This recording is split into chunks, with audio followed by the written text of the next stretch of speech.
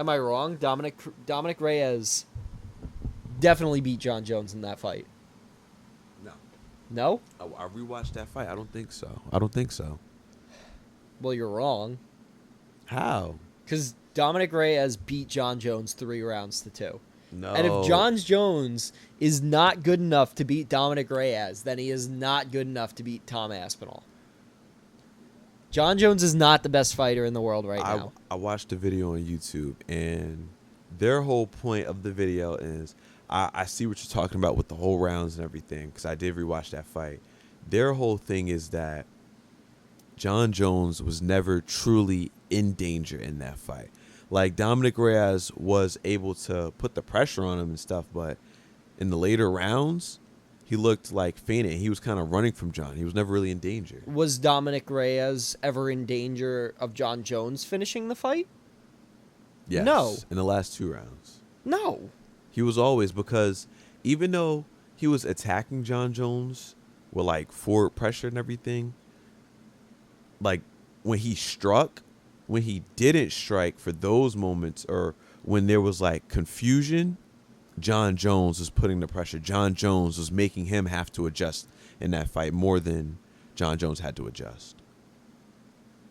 That doesn't mean anything when we're counting rounds. We're counting who won more rounds than the other guy. That is the point of MMA. That is the point of judges and scorecards. Whoever won more rounds won the fight. Yeah. So it doesn't matter which way the momentum was swinging or this or that. It just matters that Dominic Reyes won 3 out of 5 rounds, and the judges on that night got it wrong. It's as simple as that. What's going on, ladies and gentlemen, and welcome back to the Hardcore and the Casual podcast. I'm your host, Justin. I'm joined by Elijah today. This is episode 26. We just jumped right into the conversation because we were already having a conversation off camera. Yes. So yeah, John Jones, not that good. John Jones is the absolute GOAT. Absolute GOAT. And his IQ is there to prove it. His IQ can be there all you want, but he is still getting older, which means that year by year, his IQ is going to go up, but his body is going to diminish. There have been few guys that have gotten away from the curse. We're talking about Glover Teixeira. We're talking about DC. And DC's body was even breaking down. DC had a bad back for like the last 4 years of fighting in the UFC. Yeah. Your body eventually breaks down. And John Jones he is the GOAT. That does not mean he is the best fighter in the world right now, in this current moment, at the age he is right now, 37. He is not the best fighter in the world at the age of 37. He is the best fighter ever. He was the best fighter in the world at the age 23, 24, 25, 26, 27, 28, 29, 30, 31, 32, 33, 34. Right around that time, I think it switched. I think right at 34 was around the time where John Jones no longer was the best fighter in the world. Case closed. There we go. I win. Whoop, whoop. Absolutely not. I don't know. We'll do a fight review on that fight one day. John Jones versus Dominic Reyes. I think that would be fun. It would. But that does lead us into a conversation that we wanted to have about Sugar Sean O'Malley versus Merab being arguable. I guess you could say close. I wouldn't necessarily say that O'Malley won the fight. I don't want to come out and say that. I did rewatch the rounds. Chael Sonnen called it out and basically gave me the idea that I should go back, watch the fight, review it in a more sterile way. Don't have the commentators on, no crowd reactions, just watch the fight and give it your opinion. And I could see where the people are coming from saying that O'Malley won. The only problem with that is, in the moment while I was watching the fight, I was giving those rounds to Merab. Yeah. And that's how the judges score the fight, is in the moment. They don't get to go back and rewatch rounds and stuff like that after the fact. In the moment, they were watching the same fight. I was judging for Merab. Going back, rewatching those rounds, round 5, O'Malley's round. Yeah. I'd give that round to O'Malley. The body damage. Especially with the kick. Exactly. Round 3 was very close. I think Merab scored 2 takedowns in that round. He only got 20 seconds of control time out of that, though. Yeah. And O'Malley was doing some good work. I think that was the round where he caught him with the knee. Yeah. Like, he caught him with the right hand and then the knee, and then that was basically the end of the round. Mm-hmm. I think there's an argument for that round going to Merab. Or for that round going to O'Malley. Yeah. And then the first round I rewatched, there wasn't much going on. They seemed both quite tentative at the beginning. O'Malley won about the first 3 minutes of the fight, I would say. Like, the first 3 minutes of the first round. He was out striking him. He was doing work.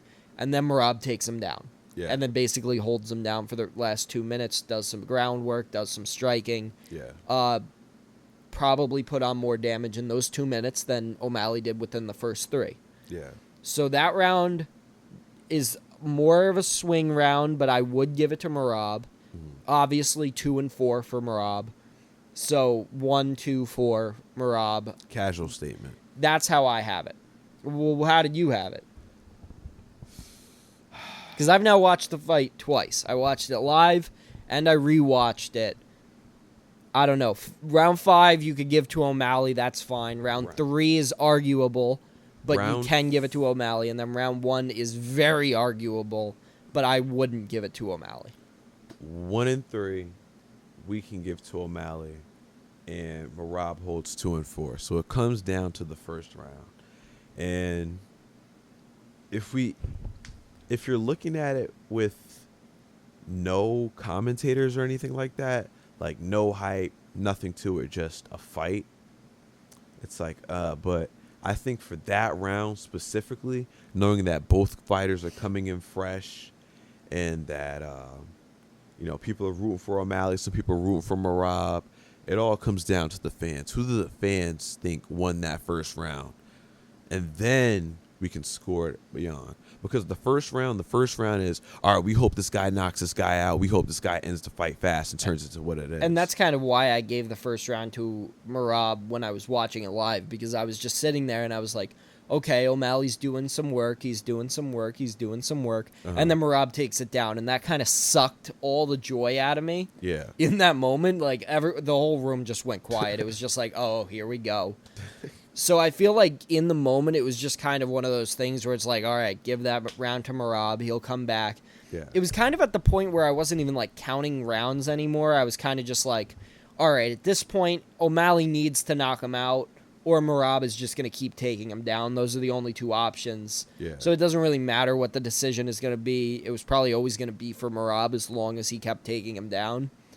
But O'Malley definitely deserves more credit for the first, third, and fifth rounds than he's getting right now. Yeah. And I don't want to piss anyone off and them being like, "Oh, you're coping again. You're doing more coping. This is just a coping record." I'm not saying that O'Malley won. I'm saying Merab won. I'm just saying that if you rewatch the fight, it is closer than we gave it credit for. It was closer than Bilal versus Leon, and people were saying at one point that Leon might have won that fight based on rounds.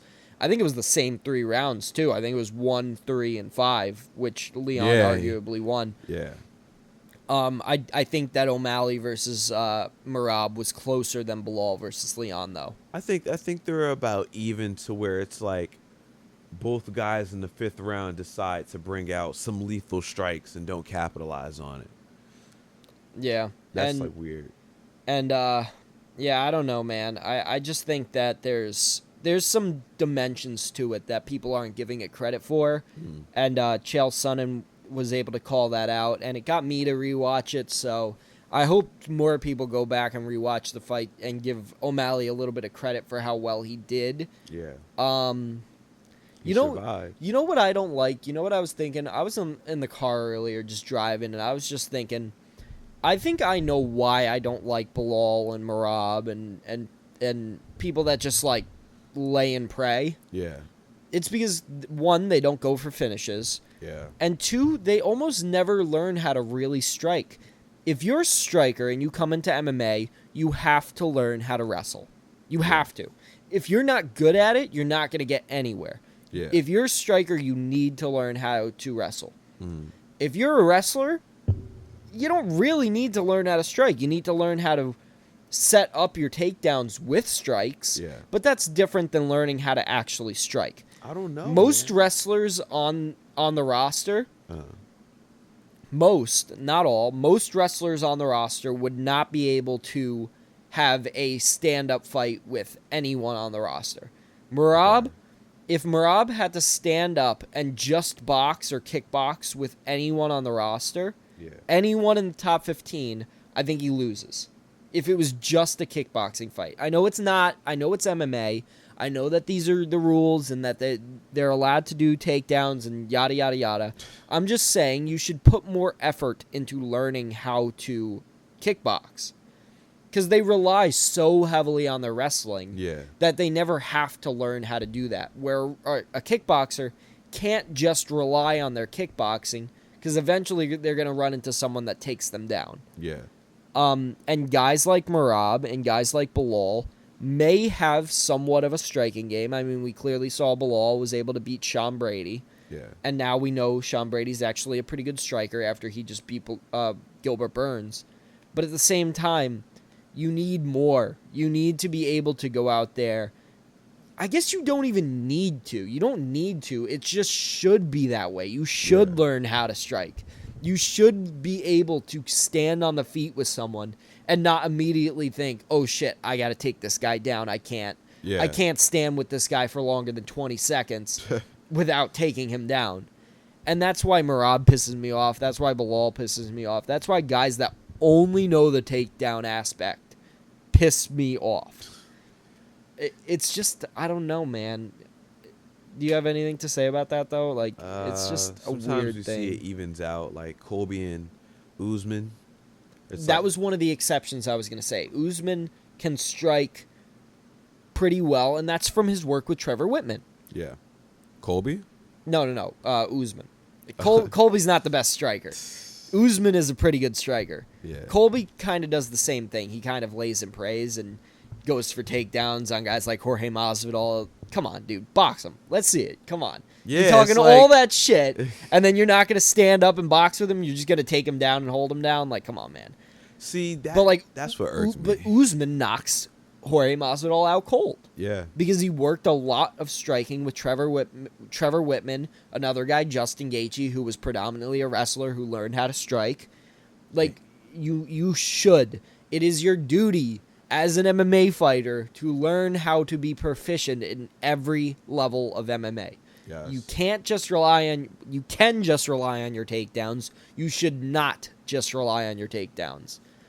If you're going to take someone to the ground, at least try and finish him. Exactly. Try. And if you're going to take someone to the ground, at least don't complain when people don't like you. Yeah. Like, I hate when people complain that the fans don't like me, the fans hate me, the fans do this, the fans do that. Why are you complaining? You're doing it to yourself. You know what you're doing that's pissing them off, and you keep doing it, and you don't try and change that at all. Shout out to the wrestlers who do try, but sometimes it doesn't happen, but sometimes it does. Aljo, shout out to you. No. Because at least Aljo tries. Yeah, Aljo tries when he gets to the ground. That doesn't mean he's a good kickboxer. He's not. He's a bad kickboxer. He is objectively not good at kickboxing. Okay, but at least when it comes to wrestling, he tries to finish the fight. He doesn't want to continue the fight. He at least goes for the back. He at least does groundwork. He doesn't keep it super boring. I agree, except when he's fighting Calvin Kattar in one of the most boring fights I've ever seen in my life. But other than that one, he does try to finish fights. I still don't like him, though, because he had one of the most boring fights that I ever had to sit through. 15 minutes of my life wasted watching him versus Calvin Kattar. At least you got the experience on it. Yeah, at least I got to watch a powerbomb in MMA. Ooh. But, I don't know, man. And now Bilal is trying to fight Usman instead of Rakhmonov. Oh, man, I'm not going for it. Usman's on a 3-fight losing streak. He needs a win in that division before he gets a title fight. And you could say that Rakhmonov needs another fight in that division because the only person he really beat is Stephen Thompson, who's not exactly number one contender material. Yeah. But 18 fights, 18 finishes. In the UFC? No, just in general. But, I mean, I think he's 6 fights in the UFC, 6 finishes. That's a pretty good thing that usually gets most people title fights. So who did he last finish? Wonder Boy, Stephen Thompson. What's his ranking? Right now, I think Thompson is like 8 or 9. He was like what, 7 or 6 before? Yeah, I think it was like number 6 probably. Just coming off a win against Holland, right? Yeah. And I mean, his only other 2 losses in the division recently have been to Bilal and Burns, which both wrestled him to death. And that's what Rachmanov did. He got him to the ground and he finished him. Something that Bilal and Burns were not able to do was submit Stephen Thompson. Rachmanov does it, which also I feel like should warrant a title fight. I mean, hey, Bilal. I know that you feel that Usman's a bigger fight because of who he's beat and because you say he beat the guy who beat the guy. You need to fight Rachmanov. You need to. There's no trying to get Usman because you think he's an easier fight.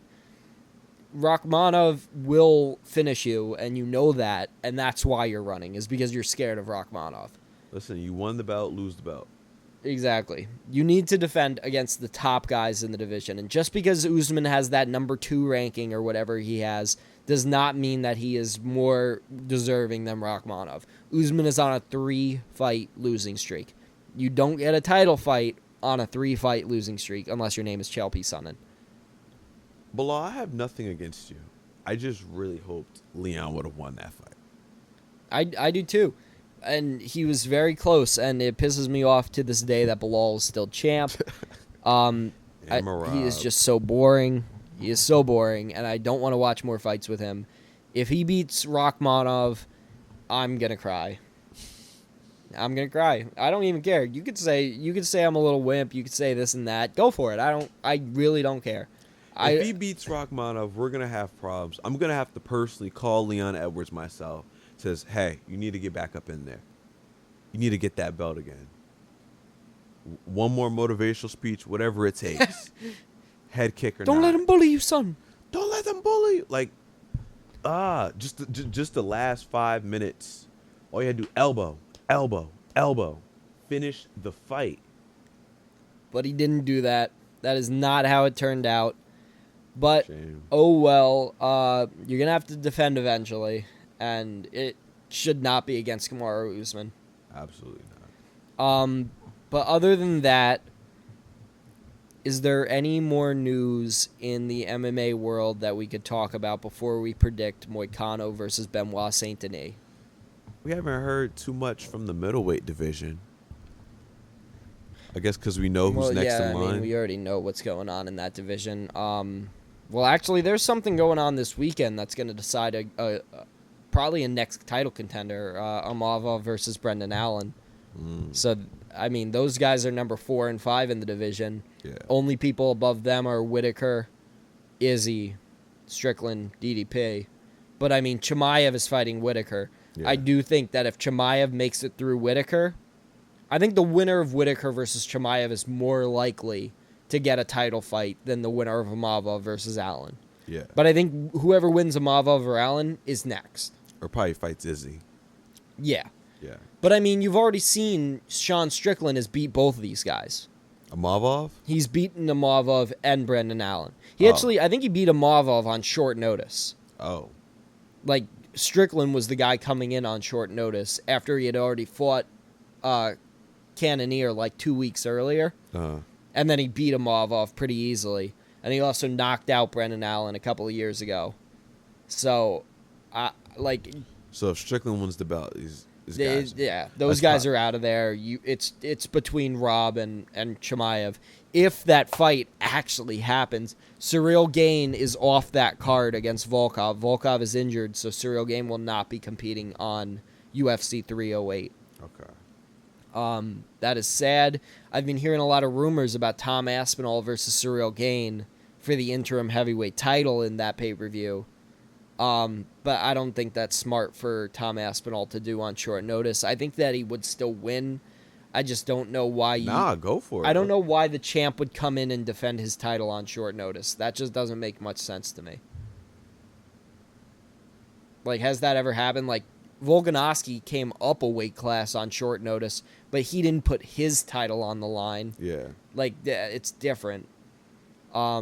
But yeah, it's sad. I wanted to see that rematch. I rewatched Volkov versus Gane recently. It was a pretty good fight. Yeah. And Gane won, but it was closer than you guys might think. It was probably Gane's closest fight in the heavyweight division that he's won. Wow.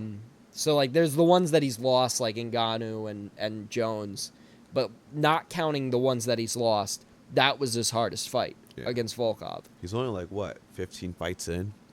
Yeah, I mean, probably less than that. I think he's only had like 10 fights in the UFC. It's like 8-2. I think he's only lost. Yeah, he's only lost to Ngannou and Jones. So, I mean, that's not a bad losing. yeah, but he also ducked Tom Aspinall real hard, and then Tom Aspinall went and got the interim heavyweight title. So I think he's kind of kicking himself for not taking that fight earlier. But yeah. So other than that, I don't know if there is much more to talk about right now. I mean, there's a lot of stuff coming up, but we will get to that stuff as it comes closer to those. So I think that we could just dive in right now and do our predictions for Benoit Saint-Denis versus Money Moicano. Yes. So this is a pretty good card. I don't know what we want to do on this card. Let's see. What's on the prelims? Not much. Oh, yeah, the Ludovic Klein versus Roosevelt Roberts fight is on this card. Roosevelt Roberts. I now know that why Roosevelt Roberts got this high up opportunity, even though he doesn't deserve this high of a guy at all. Yeah. It's a short notice fight. Ludovic Klein was supposed to fight Nicholas Mota. Yeah. But Mota pulled out, so they gave the fight to Roosevelt Roberts. That makes more sense now. It didn't make any sense when I first learned about it, but now it makes a little bit more sense. Okay. Let's see. Matt Frivola is fighting on this card against Fares Ziam. Fares Ziam, I think that's how you pronounce it. Brian Battle is fighting Kevin Josette. William Gomes, 13-2 in the featherweight division. He's on a 3-fight win streak in the UFC. Yeah. He also, I think, almost fainted on the scale last time he fought. And then there's Amava versus Brendan Allen and Benoit Saint-Denis versus Money Moicano. Do we want to just do the final 3 fights? Maybe the final 4? Brian Battle, William Gomes, Amava versus Allen, Moicano versus Saint-Denis. Those 4. All right, and we're back. We're going to start off with Kevin Joest versus Brian Battle. Kevin is 10-2. Brian Battle is 11-2. Brian Battle was the guy who won Tough. I don't remember what season it was. It was in 2021, though. It was Volkanovski versus Ortega's, and Brian Battle won that. Let's see. All right. I got my answer. All right, you ready? Yeah. 3, 2, 1, go. Brian Battle. All right. So that one didn't matter. All right. William Gomes versus Joe Anderson Brito. Joe Anderson Brito. Jar. What? Jab? Joe Anderson. Joe Anderson. Yeah, Joe Anderson Brito. It's literally just spelled Anderson, but with a J and an O before it. So I'm guessing that's Joe Anderson Brito. William Gomes is 13-2. Brito is 17-3-1. So who are the guys? William Gomes, he's 3-0 in the UFC, but he's 13-2 in total. And then I don't know much about Joe Anderson Brito, but all right. 3, 2, 1. I'm going to go for him. I'm going for Brito. Yeah. Okay. I don't have my title on me right now. I'm champ right now, by the way. I'm defending my title. That's my belt right there. This is my interim fight. I'm a little too lazy right now. You know what? I'm grabbing it. It's my belt. I deserve it. You can never be too lazy to be the champ. Never. You know what they say? It's better to piss in the sink than sink in the piss. You ever heard of that one before? No, but I like it. Yeah, I like it too. Everyone at work liked it too. All right. So I have Joe Anderson Brito. He has William Gomes. Now we're moving up. Nasruddin Imavov versus Brendan Allen. Imavov is 14-4-0. Brendan Allen is 24-5. Imavov is coming off of a win over Jared Cannonier, and Brendan Allen is coming off of a win over Chris Curtis. This is a hard fight. Imavov is mainly a striker. Brendan Allen is mainly a grappler, but both are decently proficient in the other martial art. I'm gonna go with this guy. You got your answer? 3, 2, 1. I got Brendan Allen. You have Imavov. All right. Yes. We got 2 splits so far. All right. Moicano versus Benoit Saint-Denis. This is going to be a fun fight.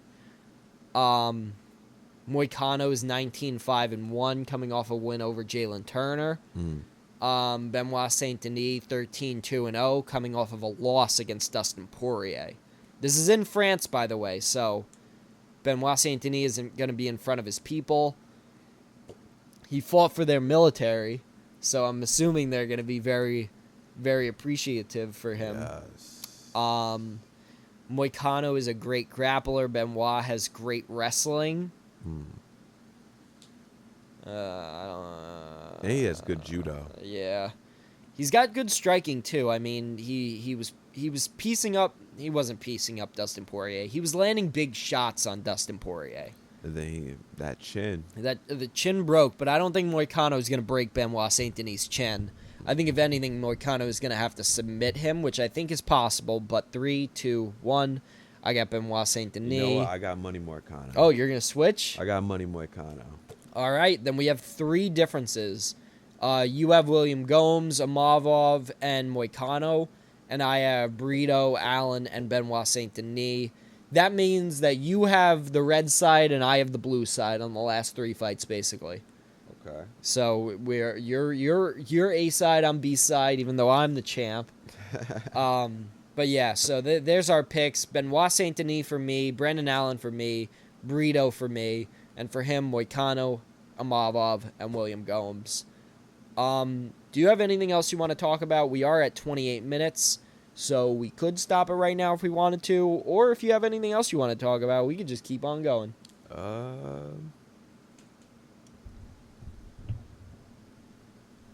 I don't got nothing. Yeah, I know. It's a slow week. I mean, this card is good. It's not necessarily one of the best things to talk about. There's not really... I mean, none of this really affects the top tier of the division other than Imavov versus Allen. And even that doesn't really do much to slide either one into a title fight. Either one probably still needs one more win. I got one more thing.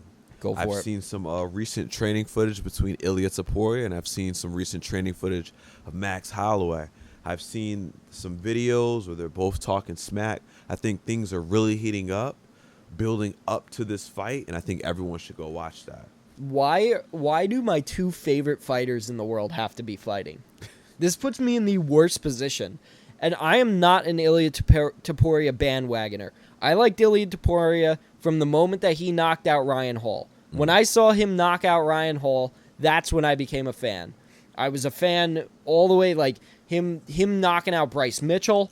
That I was rooting for him all the way. He was already one of my favorite guys at that point.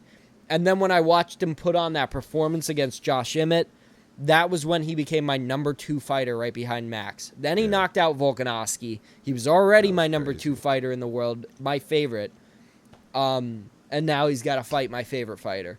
So either way, I should kind of be happy whoever wins because they're my number 1 and number 2 guy. But I got to back Max. Like, maybe that's not who I end up picking during the breakdown. Like, when we do our predictions for that, I might not pick Max, but I am going to be rooting for Max on that night. Yeah. I love Topuria, but, like, Max is my guy, man. That's who got me into the UFC. Like, watching him put on that performance against Calvin Kattar cemented me as a lifelong fan. Like, I could never stop watching UFC as long as Max Holloway is still fighting in the UFC. And even after that, I don't plan on stopping. I'm just saying, like, I'm such a huge Max Holloway fan. But Ilia Topuria is so good. Like, have you seen him throw combos? Man. He's kind of cool, too. Like, man, dude, he's got the coolest look. Like Ilia Topuria looks like an MMA fighter. Like, if you had to draw up an MMA fighter, you'd draw someone that looks like Ilia Topuria. Yeah. Like, muscles all over the place, clean cut, clean beard, all the tats in the world, perfect boxing, great judo, great wrestling, great Brazilian jiu-jitsu. Like, dude's the all-around total package, but, like... And he's only 27. Yeah, and he's only 27, but then, like, there's Max Holloway, man. Like, Max Holloway's that guy. Like, he'll put so much pressure on you that you don't fight the same ever again after that. Like, have you noticed that? Like, he'll put guys into such a bad position that they're never the same afterwards. That's crazy. Like, he did that to Brian Ortega. He did that to fucking Yair. He like, who else is he did that to Calvin Kattar. He has done this to so many guys where he just beats them and then they just go on losing streaks. They just can't win after that. He did it to Arnold Allen. Like, dude changes people, and he'll probably I don't know when Justin Gaethje's going to fight again. Yeah. But we'll have to see if the curse is broken. I want to see Poirier versus Gaethje 3. Tell me that's not what they should do. It makes all the sense in the world. Both of them just lost in title fights, if you want to call Gaethje's BMF title a title fight. They both just lost in title fights after they had already fought. For that title. It's time to do the trilogy. They need to do the trilogy. For another BMF title? No.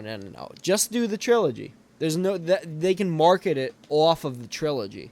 They don't need the BMF title. They can just say, these guys are 1-1. These guys have both lost in their last fights, both being finished in their last fights. Let's run it back one more time. It'll only make sense. They have almost the exact same records in the UFC as each other. Like, since Gaethje got into the UFC, they have been like 6-2, have lost to the same two guys, fought each other. Gaethje won, picked up a win, then Dustin won, picked up a win. That puts them at the same amount of wins again, same amount of losses again. And then they both go on to lose in title fights afterwards. It only makes sense to run it back a third time. And that is always going to be a fun fight. No, it's always going to be a fun fight. There's no need to put an interim title on the line. It doesn't make sense. It's always going to be a fun fight. Just do the trilogy for nothing. For nothing. For nothing. Do a retirement fight for both guys. Have them both retire in the fucking trilogy. I don't care. On a fight night or on a card? Co-main event 5 rounds on a pay-per-view. Do the same thing they're doing with Oliveira versus Chandler. Like, Oliveira versus Chandler 2, 5-round, co-main event, nothing on the line. Same exact thing, but do it with Gaethje and Poirier. And I'm in. All because it's just an exciting fight. It's just always going to be a good fight. No matter what they do, they can't put on a boring fight. I think now, I don't know, after Poirier, like, fighting Islam, and then Matt, I feel like they're going to both have something to prove. That's going to be a great fight. Yeah, exactly. Yeah. That would be a great fight. I want to see it. Maybe put it as the co-main event of like 310. I think that's the one in December. Yes. 310 is going to be in December. Put it as the co-main event of that and make the main event as bad as you want. Make it Bilal versus Rakhmonov. So if people leave because of the Bilal fight, at least they'll get something out of it, you know? Bilal wants to wait. Bilal should not wait. Bilal should be defending his title. He should. But he's not going to. It's whatever. He wants to hold on to it as much as he can just because he knows he's going to lose it in his next fight. Which UFC event's going to be it's Poirier and Holloway? That's 308. Who's the co-main event? Chimaev versus Whitaker. Oh, yeah, because it's in Abu Dhabi, right? Ankalaev versus Ratchik is on that card. That's the really stacked card. That just lost Gain versus Volkov. But oh well. That was probably the one fight on the card where I was like, okay, that one can go. Oh, so that's the card where it starts in the morning and ends in the afternoon? Yeah. Oh, so I could probably just wake up and see the fight results. Maybe. Yeah. But, all right, I think that's good for us. If you got anything else to say now, speak your piece. That's it. All right. Thank you guys for watching the Hardcore and the Casual podcast. I've been your host, Justin. That has been my co-host, Elijah. Thank you guys for coming. Please don't forget to like, share, and subscribe. Give us a comment on whatever you want. If you thought that one of our opinions were bad, give a comment. If you thought one of our opinions were good, give us a comment. We like the comments. We'll reply to the comments. Always. I promise you, if you say something, anything, I'll give you a response. I don't care what it is. Just say something. You can make it as crazy as you want. Yeah, you can tell me about how your job is. I really don't care. I'll respond. I'll talk to you in the comments. Just tell me anything. But thank you guys for watching the Hardcore and the Casual podcast. Peace out.